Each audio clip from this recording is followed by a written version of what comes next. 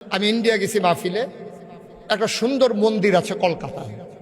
তা আমি কলকাতায় মনে করলাম যে আসছি যখন, হিন্দুদের মন্দিরটা একটু দেখে আসি। আমি দেখার জন্য মন্দিরে গেছি।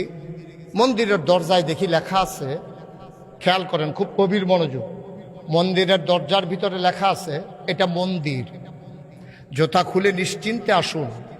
এটা মসজিদ না, এখানে জুতা চুরি হয় না। আমার চোখে পানি চলে আসছে, আমার চোখে পানি চলে আসছে। আমি চুপ করে কতক্ষণ দাঁড়িয়েছিলাম, আমি সহ্য করতে পারি না এই কথাটা।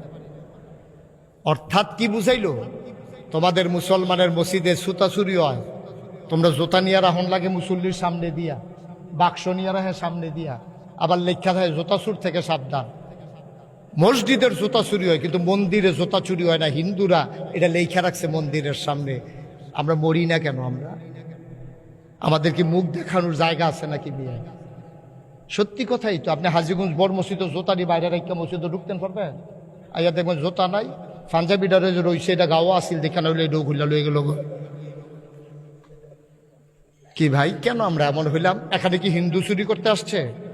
বলেন, হিন্দু চুরি করতে আসছে? খ্রিস্টান চুরি করতে আসছে? মুসলমানের সন্তান, মুসলমানের সন্তান মুসলমানের মসজিদে জুতা চুরি করার জন্য পাঞ্জাবি গায়ে দিয়া টুপি মাথা দিয়ে গিয়ে দাঁড়াইছে। আমরা সেই মুসলমান নিয়ে আবার মুখ দেখান নিয়ে মুসলমান করে বেড়াগিরি দেখান।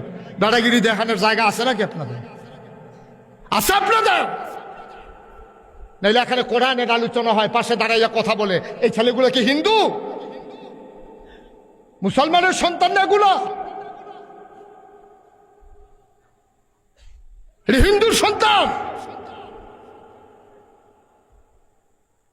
পুরো গ্রাম স্তব্ধ হয়ে যাওয়ার কথা যে বাইরের গ্রামের লোক আসছে, এখানে আলোচনা হবে। বাচ্চারা কানতে গেলে মা বাচ্চাকে নিয়ে দূরে চলে যাওয়ার কথা, যে আমার বাচ্চার কারণে মাহফিলের ক্ষতি হয়েছে।